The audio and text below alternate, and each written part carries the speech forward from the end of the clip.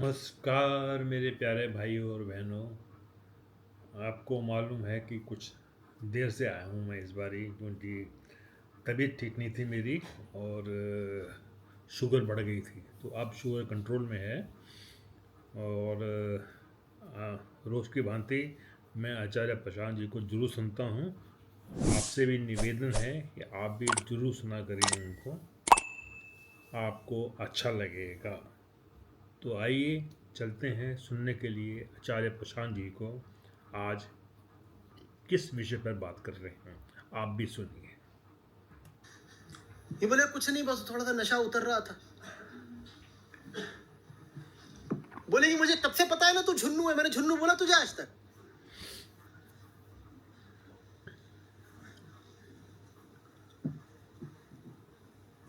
अब नफरत उठती है बहुत तगड़ी, अपने प्रति भी उठती है और उसके लिए भी उठती है। और ये आदमी की जिंदगी का सबसे बड़ा नर्क है। यही वजह है कि मुझे संबंधों पे इतना बोलना पड़ता है।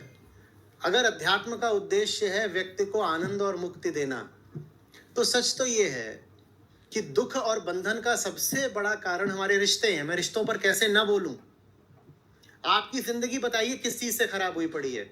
इस चीज से कि चीन ने आपका कुछ क्षेत्र हथिया लिया है, वो आपके लिए चिंता का विषय हो सकता है, पर छोटा मोटा होगा, ईमानदारी से बोलिएगा। आपकी जिंदगी क्या इस बात से खराब हुई पड़ी है कि पाकिस्तान के पास 150 परमाणु हथियार है? ये चीज आपकी जिंदगी को खराब कर रही है? आपकी जिंदगी इस बात से खराब है कि भारत के पास इस वक्त विदेशी मुद्रा भंडार कितना है, कम ज्यादा हो रहा है कुछ?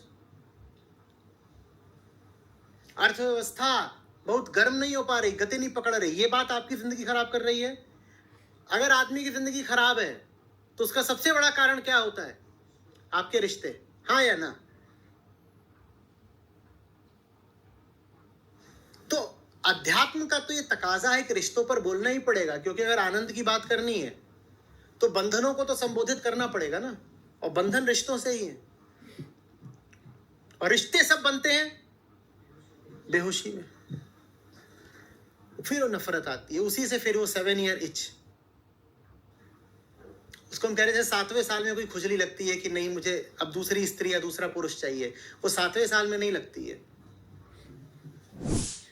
वो पहले ही क्षण से लग चुकी होती है। जिस क्षण आपको पहली बार ये एहसास होना शुरू होता है कि बेवकूफ बन गए, वो खुजली तभी से शुरू हो जाती है। आपको ये तो एहसास हो गया है कि आप बेवकूफ बन गए हो, लेकिन बेवकूफ बनने की जिद अभी आपने छोड़ी है नहीं। उसका प्रमाण ये है कि 7वें साल में आप एक स्त्री छोड़ के दूसरी के पास जा रहे हो, या एक पुरुष को छोड़ के दूसरे के पास जा रहे हो। आप सचमुच जान गए होते कि आपकी बेवकूफी का आधार क्या है, तो आपने ये नहीं करा होता कि पहले जो रिश्ता बनाया था उसी से मिलता जुलता रिश्ता आप किसी और के साथ बनाने निकल पड़े। कि पहले हरे कप में जहर पिया था, अब लाल कप में जहर पिएंगे।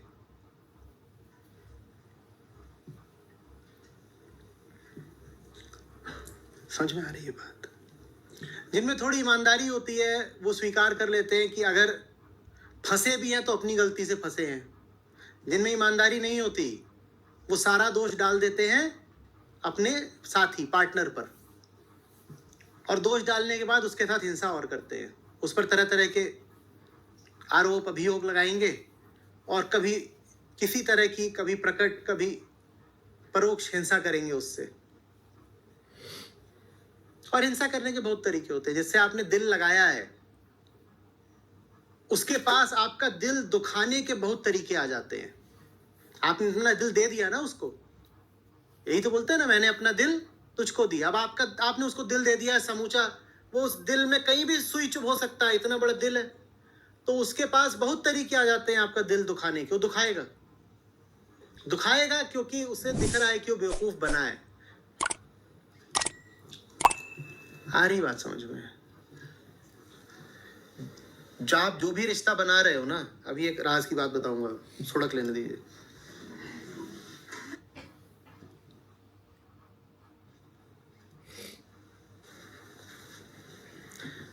आप जानते हो आप जो भी रिश्ता बना रहे हो आप किसके साथ बना रहे हो?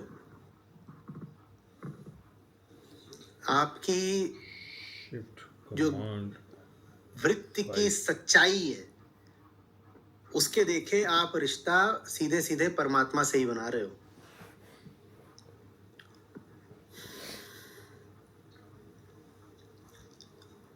और जो आपकी माया है वो आपका रिश्ता बनवाए दे रही है झुन्नू से।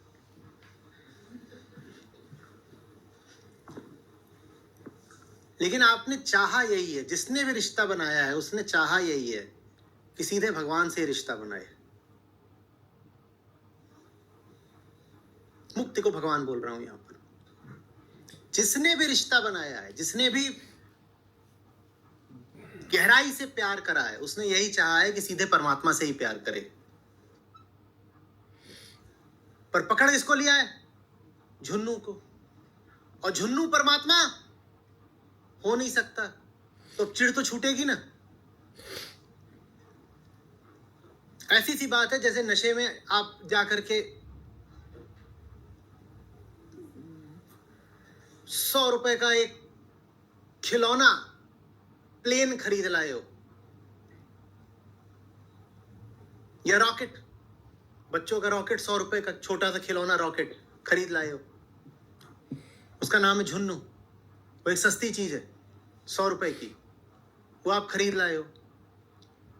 लेकिन दिल आपने दे रखा है चांद को। आप चाह रहे हो कि ये जो रॉकेट है ये आपको पहुंचा दे चांद तक, और 100 रुपए का नमूना आपको चांद तक पहुंचाएगा क्या? तो अब छूटती है चिढ़, क्योंकि प्यार तो सबको चांद से ही होता है। और जिसको अपनी जिंदगी में लेके आते हो, चाहते यही हो कि वही आपका या तो चांद बन जाए या आपको चांद तक। इसीलिए तो फिर गाते हो ना, चलो दिलदार चलो चांद के पार चलो। समझ में आ रही है बात? और उधर से फिर वो बड़ी जल्दी बोल भी देती है, हमें तैयार चलो, क्योंकि जाना ही वही था, सबको चांद पे ही जाना है। लेकिन मिल गया है झुन्नू लाल, वो सिर्फ एक तरीके से चांद पे आपको पहुंचा सकता है। कहेगा आ जा, बैठ जा, चढ़ जा चांद पे, यही है चांद, और कोई चांद नहीं नसीब है।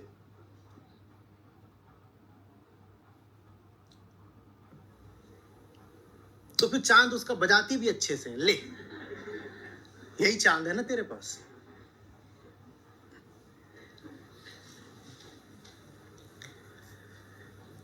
इसलिए ये जो गठबंधन है ये बाय डिजाइन फेल होंगे ही होंगे। They are design to fail. रिश्तों में खटास रहती है, ये बात कोई संयोग या दुर्भाग्य की नहीं है, ये बात नियम की है। रिश्तों का नियम है कि उनमें निराशा और खटास रहेगी ही रहेगी, क्योंकि आपने चाहा था चांद और मिल गया झुन्नू। और झुन्नू के साथ भी यही हुआ है, उसने भी चांदनी ही चाही थी और मिल गई है झुन्नी। तो दोनों एक दूसरे से व्यथित तो रहेंगे ही रहेंगे, क्योंकि झुन्नू हो कि झुन्नी हो, दोनों की तलाश किसकी है? चांद। चेतना को प्रेम किससे है? तो चेतना तो लगातार उसी को चाह रही है ना। तो सगुण रूप में भी, शरीरी रूप में भी आप जिसको जिंदगी में लेके आते हो, उम्मीद आपकी यही होती है कि तू मेरा चांद बन जा। और वो बन नहीं सकता, काहे कि वो 100 रुपए का सस्ता झुन्नू है, वो कैसे बनेगा? बाकी का आपको मैं लिंक भेज दूंगा। आपको लिंक जो है डिस्क्रिप्शन में होगा, बाकी का वहाँ देखिए आप, और आचार्य जी को फॉलो कीजिएगा। नमस्कार, धन्यवाद।